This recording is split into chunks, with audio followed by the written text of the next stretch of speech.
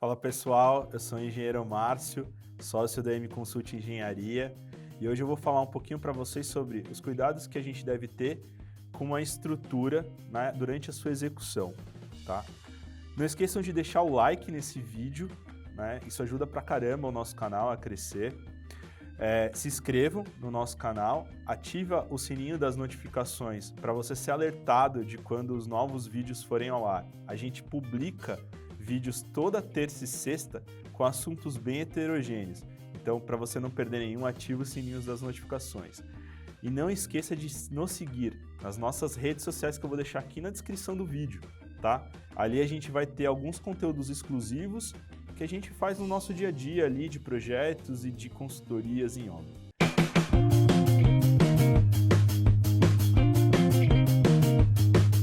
Estruturas de concreto precisam de alguns cuidados específicos durante a sua execução, né? Muitos deles são aspectos técnicos e que devem ser obedecidos. Alguns têm mais a ver com a gestão de obra.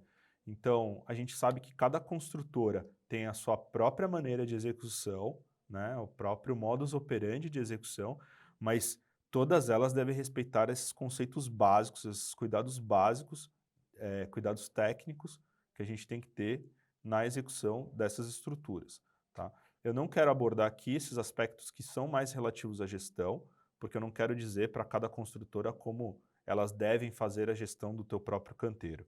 Eu quero deixar aqui claro que a gente tem alguns aspectos técnicos obrigatórios a serem respeitados e a gente vai listar aqui aqueles que eu julgo mais importantes e aqueles que, na verdade, a gente identifica como os que mais são ofendidos durante a execução da estrutura no geral, nas obras que a gente visita e nas obras que a gente projeta.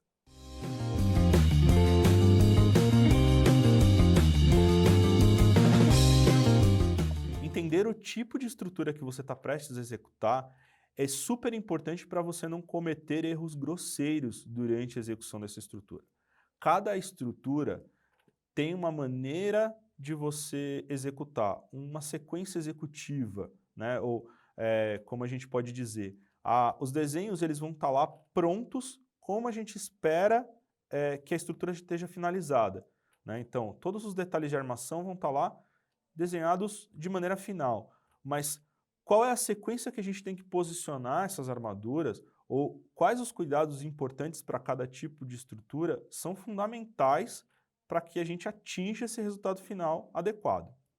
Dando um exemplo, a gente pode ter uma estrutura de concreto armado feita de lajes nervuradas, aquelas famosas cubetas, né, o que o pessoal chama de cubeta. E essas cubetas elas têm um cuidado específico, alguns cuidados específicos. O alinhamento correto das formas recuperáveis, das chamadas cubetas, é extremamente importante, porque tem a ver com o modelo matemático que a gente usou para calcular essa estrutura. Um desalinhamento que pode ser julgado pelo engenheiro de estrutura como algo apenas estético, pode ser extremamente danoso para a estrutura como um todo. Então, é importante que a gente mantenha esse alinhamento. O posicionamento de armaduras nesse sistema estrutural é extremamente importante também, porque nesse sistema estrutural a gente conta com captéis. Captéis são aquelas regiões em torno do pilar que são os grandes maciços de concreto ali, que a gente vê um grande maciço em volta do pilar. Aquilo a gente chama de captel. Aquilo tem uma função extremamente importante, principalmente para esse tipo de estrutura, né, de lajes nervuradas. E esses captéis têm armações específicas que são presentes só nesse tipo de sistema estrutural e que tem uma ordem para serem colocadas. Se a gente não respeita essa ordem, o resultado final é muito diferente do que a gente modelou matematicamente lá dentro do escritório, né? Esse tipo de coisa a gente resolve, né, colocando, por exemplo, na nossa folha zero, né, a gente costuma fazer uma folha zero que orienta o engenheiro nessa sequência executiva. Então lá na nossa folha zero, que é uma folha de detalhes gerais, a gente vai colocar, quando é uma laje, como a gente citou, nervurada com captéis, a gente coloca lá qual é a sequência executiva que ele tem que fazer para fazer a armação desses captéis. Então, uma simples orientação numa folha de orientações gerais já resolve o caso. Alguns detalhes específicos que talvez a gente não consiga ver no escritório de projeto, a gente visita a obra. A gente vai na obra e a gente resolve ali no local. E a gente deixa orientação para situações semelhantes.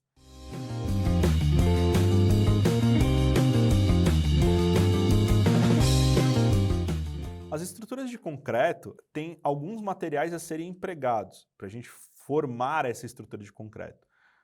Basicamente, aço e concreto, né?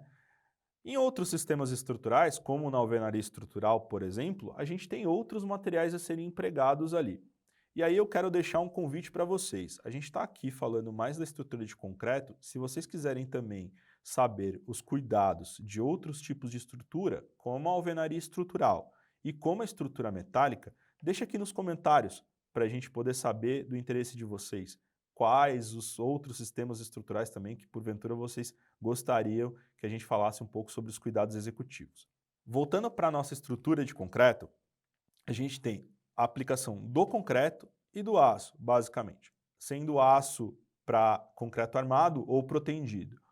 A gente tem que fazer o controle tecnológico adequado desses materiais, porque lá no projeto a gente coloca um número que a gente estima de resistência, de deformabilidade desses materiais, uma série de características físicas desse material e que a gente tem que, na hora que a gente compra o material, aferir se a gente atingiu esses números mínimos que a gente colocou no projeto. Então, é importante que vocês leiam as normas de recebimento de concreto, a 12655, por exemplo, de produção de estrutura de concreto e saibam quais os ensaios de controle tecnológico que a gente tem que fazer de cada material. O aço, falando especificamente do aço, siderúrgica, eles têm um processo produtivo muito mais acertado, né? É muito mais industrializado. Tanto que os coeficientes de segurança para o aço são bem menores do que para o concreto. O concreto ele tem uma variabilidade maior. Então, os ensaios do aço, eles já acompanham, né, já vêm junto com a nota fiscal de compra do aço. Então, a única coisa que a gente precisa fazer é exigir que o produtor do aço, a siderúrgica, envie esses ensaios que eles fazem por lote e identifiquem o lote que está sendo fornecido para vocês em relação ao lote de produção lá na siderúrgica.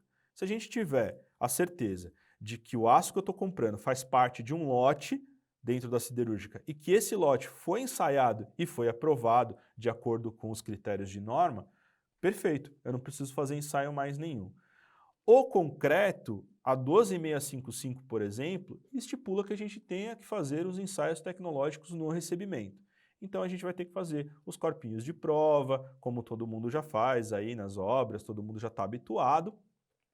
Então a gente vai ter que fazer os ensaios tecnológicos do concreto. Então, dois pontos são importantes para a gente aferir a qualidade desse concreto. Um é a resistência propriamente dita.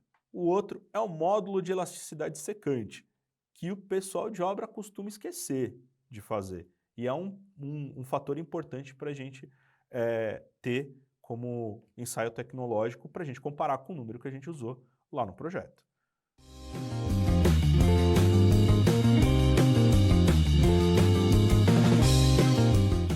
Durante a produção das formas de madeira, né, ou mesmo as formas recuperáveis de plástico, a gente precisa ficar atento com a geometria. A gente já falou lá no começo do vídeo, é importante que a geometria que a gente desenhou seja fielmente reproduzida na obra, porque isso tem a ver com o modelo matemático que a gente utilizou. Então, as seções transversais dos elementos que a gente calculou têm que se manter com aquela dimensão específica, nem maior nem menor. Maior ou menor vão prejudicar da mesma maneira. E desalinhamentos, desaprumos de pilares, desalinhamento de vigas, abaulamentos no fundo de viga, tudo isso é extremamente prejudicial para a estabilidade do prédio e para o comportamento em serviço desse prédio. Então, manter as dimensões, manter nivelamentos, manter prumos é extremamente importante. Outro ponto importante que a gente tem recorrido ali à obra para que tenham atenção é evitar grandes brechas entre peças de madeira, né? Então a forma de madeira ela é constituída por várias peças de madeira que vão se juntando e entre uma e outra pode existir alguma brecha durante a montagem. É importante que essa brecha seja eliminada, que a forma seja produzida com a dimensão adequada para que não haja tantas brechas. Nessas brechas vai acabar vazando a pasta de cimento, a nata, né, que a obra costumeiramente chama de nata de cimento, né, vai vazar aquilo. Vazando aquilo, podem se criar porosidades indesejáveis no concreto, ou falhas na concretagem, que a obra costuma chamar de bicheiras, né, e que é extremamente prejudicial e deletério à estrutura. Porventura, essas porosidades podem não ser visuais a olho nu, podem estar no meio da peça. Isso também é extremamente prejudicial, tanto para a estabilidade quanto para a durabilidade da estrutura. Então, evitar estas brechas é extremamente importante.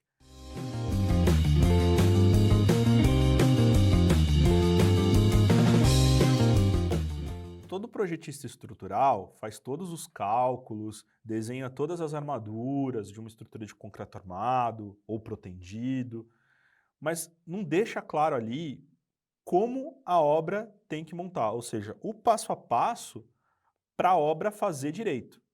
E aí a gente acaba deixando muito na mão do executor e ele mesmo acaba criando algumas dificuldades no posicionamento correto dessas armações. Essas dificuldades que ele cria, porventura, vêm como ofensas à armação, o que é extremamente preocupante e perigoso. Quem nunca viu ali, né? Ele vai colocar uma armação de uma viga ali no lugar, na forma montada, e corta os estribos do pilar, porque a hora que ele vai posicionar a armadura da viga, o estribo do pilar atrapalha. E porventura ninguém reconstitui aquele estribo do pilar. Quer dizer, a armação foi calculada, ela estava lá, a pessoa simplesmente cortou e não colocou nada de volta. Como é que a gente acha que aquilo vai funcionar, né? Obviamente que nenhum escritório de projeto coloca uma armação se ele julgar que não é necessário. Então eu acho que a gente precisa colocar ali não só uma sequência executiva no projeto, mas é importante que a gente faça visitas à obra. Um ponto importante que a obra também costuma a falhar são na garantia dos cobrimentos em todos os pontos da estrutura. Você garante ali 70% ou 80% dos locais com os espaçadores plásticos e todos os sistemas que a obra costuma utilizar para garantir cobrimentos, mas essas falhas no posicionamento das armaduras vêm normalmente como falhas na condição de cobrimento dessas armaduras. É muito comum, por exemplo, quando a gente tem uma interferência de uma viga chegando na outra. As armações dessas vigas, elas vão se interceptar em algum momento. Porventura, um gancho de ancoragem dessa armadura, dessa viga que chega aqui na outra, vai atrapalhar a armadura longitudinal dessa daqui. O que a obra costuma fazer? Ela costuma colocar o gancho entre a armação longitudinal dessa viga e empurra a armação longitudinal dessa viga contra a forma. Então, esta viga perde cobrimento e este gancho fica mal posicionado. O que normalmente a gente costuma fazer é coloca o gancho por cima da armadura longitudinal dessa viga aqui e força a armadura longitudinal dessa viga para dentro, garantindo o cobrimento desta armadura e o correto posicionamento dessa. Isso a gente acaba colocando nos nossos detalhes gerais, a gente monta um memorialzinho descritivo no nosso projeto e coloca isso nesse memorial, nesses detalhes gerais.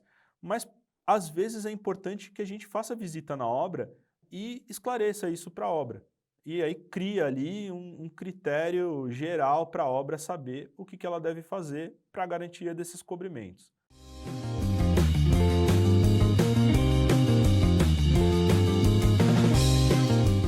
O engenheiro de obras e toda a sua equipe técnica, mestres, encarregados, estagiários, assistentes, tem que ter a responsabilidade desse verificação dupla, tripla, enésima verificação do posicionamento das armaduras. O que acontece? Normalmente, é muito comum hoje a obra receber o aço cortado e dobrado. Recebendo o aço cortado e dobrado, o que o pessoal costuma fazer? Faz uma pré-montagem em bancada, leva essa armadura pré-montada com um sistema de içamento, tipo uma grua ou uma mini grua, e faz o complemento eventual lá no local onde está sendo montadas as formas, tá? No pavimento em que isso vai ser utilizado. Nesse momento, no momento de deslocamento vertical, as armaduras podem sair do lugar. E quando essa armadura é posicionada, como a gente já citou no passado, algumas coisas podem ser cortadas porque estão se interferindo ali. Então, um estribo de pilar pode ser cortado porque a viga não entra, um estribo de viga pode ser mexido de um lado para o outro para entrar uma armadura de uma viga que está chegando na transversal. Coisas desse tipo podem acontecer. Os próprios estribos podem sair do lugar no momento do deslocamento dessa viga para o pavimento de aplicação. Esse momento é importante que a equipe da obra vá no local e confira novamente o posicionamento dessas armaduras.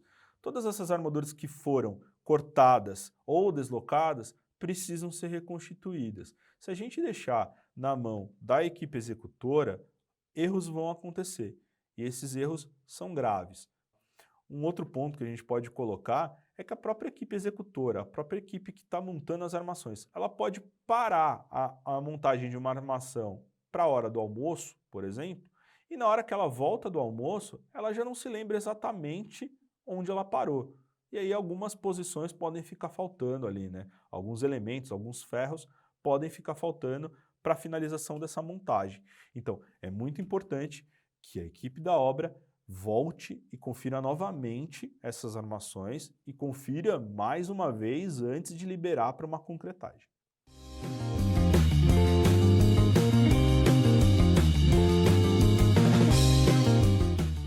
Como a gente já falou, toda obra vai demandar de algum sistema de elevação de carga, seja ele uma grua grande que vai ser utilizada para várias coisas ou uma mini grua que se restringe realmente à elevação só do aço dessa estrutura.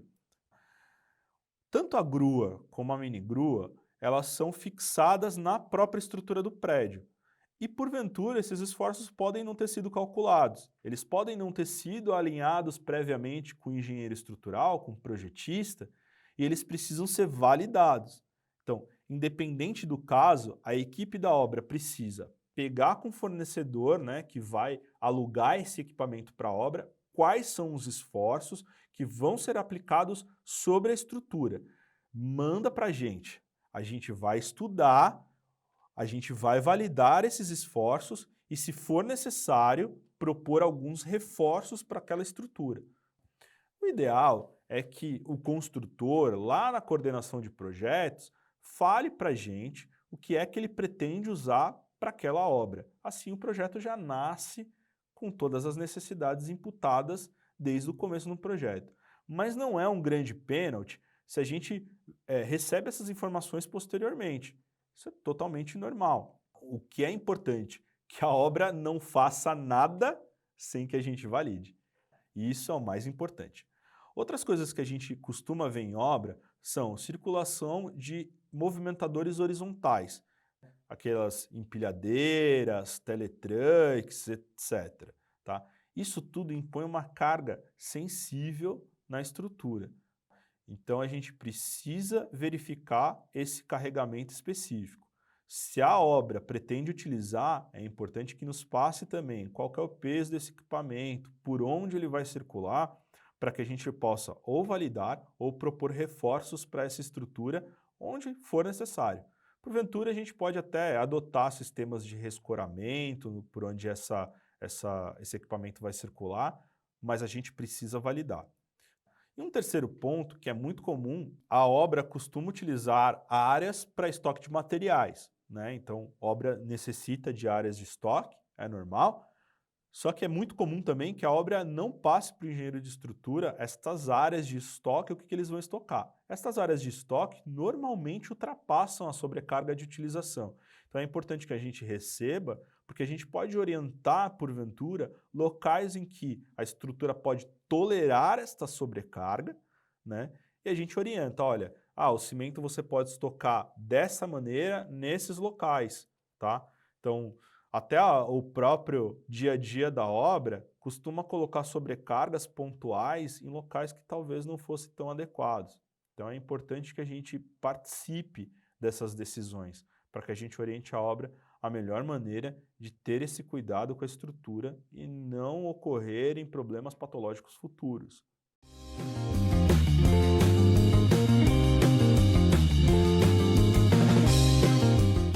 As normas 12655, que é de recebimento de concreto, e a 14931, que é de execução em estruturas de concreto, obrigam a realizar a cura úmida durante um prazo que não tem uma data específica. Elas especificam que a gente deve fazer essa cura úmida até que a resistência do concreto atinja ao menos 15 MPa, tá? Os concretos hoje que a gente costuma utilizar estão na faixa do 35 ao 40, podendo ser até maiores. Tem prédios mais altos hoje que a gente está especificando concretos até 45 ou 50 MPa. Para esses concretos específicos, 15 MPa você vai ter mais ou menos ali ao terceiro ou sétimo dia, dependendo do tipo de cimento que a gente utiliza na produção desse concreto. Se for um cimento CP2, CP3, sétimo dia mais ou menos. Se for um CP5, lá pelo terceiro, quarto dia, os 15 MPa já estão atingidos. Só que nenhuma obra, até hoje, eu vi executar corpos de prova para serem rompidos a 3 ou 4 dias. Normalmente o pessoal faz corpos de prova para romper a 7 dias ou a 28 dias, tá? Então, se a gente não tem a certeza de qual a resistência do concreto a gente vai ter no terceiro dia, pessoal, vamos manter a cura úmida até o sétimo dia. Assim você rompe seu corpo de prova a 7 dias e vai saber que ele já passou dos 15 MPa, beleza? Um outro ponto, né? Por que a cura úmida é tão importante, tá?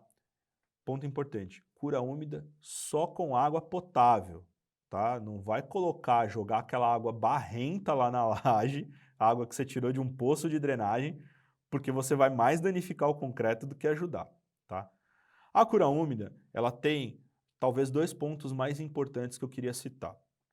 O primeiro, a perda de água do concreto, né, por evaporação ali, caso você não faça a cura úmida, vai tirar uma água de dentro do concreto que é importante para que o cimento termine o processo de hidratação. Então, para eu não ferir a resistência do concreto, para eu não ter um problema de resistência final do concreto aplicado, é importante que aquela água se mantenha dentro do concreto. Por isso que a gente faz a cura úmida. A gente encharca ali a superfície, seja usando uma manta geotêxtil, seja inundando a laje mesmo, a gente faz essa cura úmida para que o concreto não perca a água que vai ser necessário para que ele termine o processo de hidratação, né? Um outro ponto é que se eu perco água do concreto enquanto ele ainda está ganhando resistência, ele vai reduzir de tamanho. A tendência é que ele reduza de tamanho, mas ele vai reduzir de tamanho quando a superfície já estiver endurecida. E aí é onde a gente tem as principais fissuras por retração hidráulica do concreto. Então você que está se perguntando aí, por que a minha laje acabada de subsolo fissura tanto, eu tenho que ficar fazendo tratamento com silicone à base de poliuretano para não ficar vazando água lá embaixo, não ficar manchando os carros do andar de baixo, é porque a cura úmida não foi executada da maneira correta. É porque ela não foi executada durante o prazo que deveria executar, tá? Então, é muito importante que essa cura úmida permaneça, e aí a recomendação do nosso escritório, durante pelo menos 7 dias, tá? Ah, Márcio, mas eu tenho que ir lá executar a obra. Ok, mantenha a laje ou a laje inundada ou minimamente a manta geotêxtil molhada, sempre úmida, tá? Tem muitas obras aí de grandes construtoras que a gente já viu o pessoal utilizando sistemas de irrigação automática. Eles programa um sistema de irrigação, sei lá, de hora em hora, de hora e meia, para que ligue o sistema de irrigação e encharque de novo a manta geotêxtil para manter a cura úmida, beleza? Então, galera, cura úmida é super importante, tá? Bom, esses são os 7 principais cuidados que a gente julga serem os mais importantes para a execução de uma estrutura de concreto. Deixa aqui nos comentários se você gostou desse vídeo e se você quer ver os principais cuidados para outros sistemas estruturais, tá? Não esquece de deixar o like no vídeo, se inscrever no canal, ativar o sininho das notificações para você ser avisado quando os novos conteúdos forem ao ar e não esqueça de seguir a gente nas nossas redes sociais, que eu vou deixar aqui na descrição do vídeo para vocês, beleza? Forte abraço!